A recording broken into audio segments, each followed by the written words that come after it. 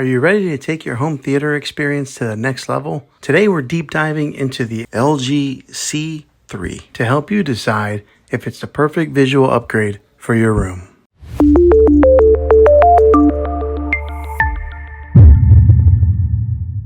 Well, hey guys, Juan here. Thanks for stopping by my channel and checking out this video. So if you're watching this, I imagine that you're in the market to buy a new TV, or maybe you purchased this TV and you're looking to get all the ins and outs of it. Let's go ahead and pull up one of the menus here.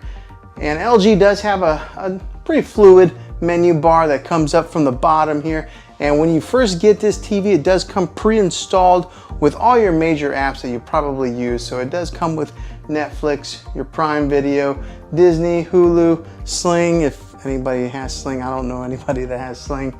YouTube, Apple TV. Those are already preloaded in there. Now, when I say preloaded, they're on there, but you do have to download each one, but you download it one time.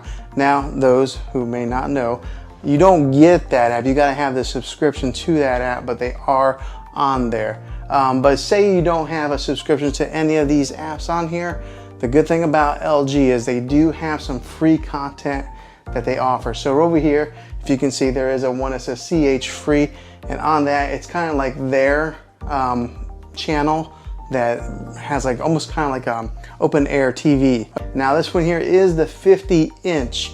And what I have it is in the bedroom right now.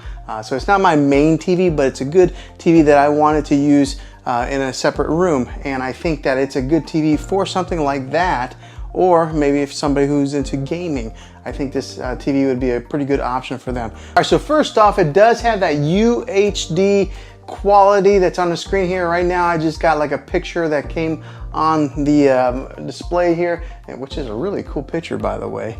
But it does have the ultra high definition, and if you're gonna buy a TV, make sure you get one that is a UHD TV. I think a lot of the TVs that are coming out nowadays, that's kind of a standard, but make sure that you're looking for that specific name set, UHD TV. I think just because you're gonna future-proof yourself if you do buy a TV like that. It does have that 4K quality, that quantum 4K processor core that's inside this thing, which makes it really good whenever you are switching from maybe an app to opening up an app. With that quantum core processor that is built into this TV, it makes it pretty quick to pull up any kind of movie or anything that you're looking to watch. So it does have that quantum core processor that helps push that 4K content on this thing, which is great because it gives you that nice, crisp, clear image like this one here that's on the screensaver. That quantum processor helps boost and makes those colors very vibrant, and maybe reduces a lot of the noise that would be in an image. Therefore, it does also translate into video watch, giving you that really dynamic color that you're looking for. Also, with that quantum processor core, it upscales the 4K movie watching experience whenever you are watching any type of movies or TV shows that are broadcast in that 4K quality. And with that powerful processor that is built in there, if you are a gamer, it gives you that low input lag. So whenever you're playing any type of games that have a first person shooter games, or anything that's like maybe driving, or maybe sports games where the ball's flying through the air, because of that processor, you're gonna get better clarity, and it's gonna be able to interchange with the motion of those games, giving you a very pleasant gaming experience. And also the measurement of the stand legs from here to here, in case you do have an existing sound bar and you want to see if it's going to fit in there. But the measurement for the legs is 40.9 inches. So that's about how much space you would have to fit maybe a sound bar in there. And then just to give you the weight size of the TV, it's a 24.9 pounds. So it does have a little bit of weight to it, but the bigger the TV, the heavier they are. Okay, so if you look over here on the menu some more, there's one that's called Peacock. That's like their latest and greatest app that just came to the LG App Store. And it's got a slew of free content on there as well. It's got the Google Play Store if you are into that family there of the Google apps.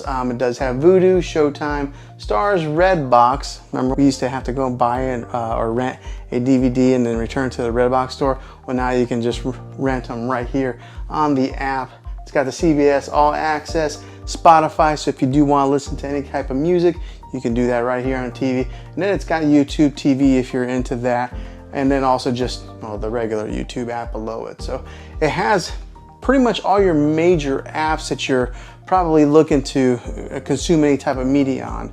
Now, one that it is missing is the Spectrum TV app, which for myself, that's how I watch regular TV. Unfortunately, Spectrum did sign a deal with Roku and Samsung, so their app only goes on those two platforms. So you can't get the Spectrum TV app on here, but I think that there's a whole slew of other options, and if you're looking to get any kind of like live TV media consumption. Okay, and just to give you a quick little look at the remote here, this is what is on the remote. It does have a built-in Netflix button.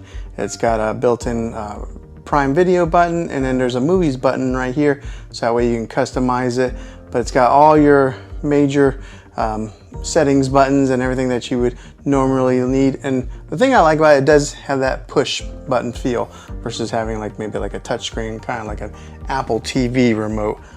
So yeah, this is what the LG remote looks like. And if you are somebody who watches a lot of sports, it does have a 120 hertz refresh rate to help with that sports watching experience. So for example, whenever you're watching like soccer and they kick the ball up in the air, and sometimes you would see like a blur on some of those cheaper TVs. With this one here, because of that refresh rate, it's nice, crisp, and clear as it's going through the air. So if you're into sports watching, this would be a good TV for you. And on the smart end, it works with all your major smart devices. So it works with your Google Assistant, your Amazon Alexa, and Apple HomeKit. I ended up setting off my Alexa device anyways. So it does work really well with all your smart companies.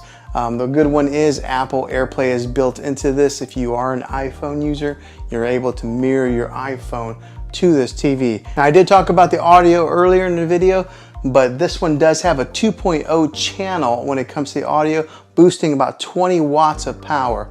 And it is a downward type of audio. So the good thing about it is this is mounted up a little bit higher than a lot of your TVs. And because the sound does point downwards, it bounces off like that and goes into a direction of where you're watching, or maybe bounces off the wall and kind of helps project it out. But it is plenty loud for you.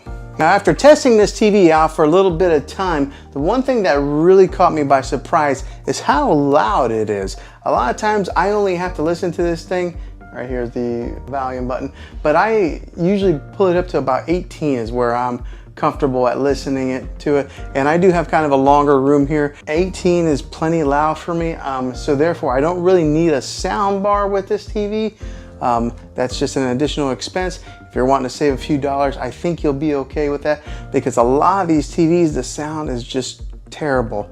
But with this one here, it performed pretty well. Now, if you do want to get some of those booming bass sounds whenever you're watching your action TV or anything like that, then yeah, look at maybe adding a sound bar to enhance your movie watching experience. But if you're just looking to save a few bucks, this TV, the sound in it, will do just fine. Now, another good thing with this TV is the thin bezel that is all the way around, making it really nice for your decor, because a lot of your TVs that are coming out nowadays, they try to go as thin as they can on those bezels. This one here does a pretty good job as far as being able to maybe match into your decor. Right now, I just have it sitting on top of a dresser. There are 4 screw holes on the back, so that way you could mount this on the wall if you wanted to.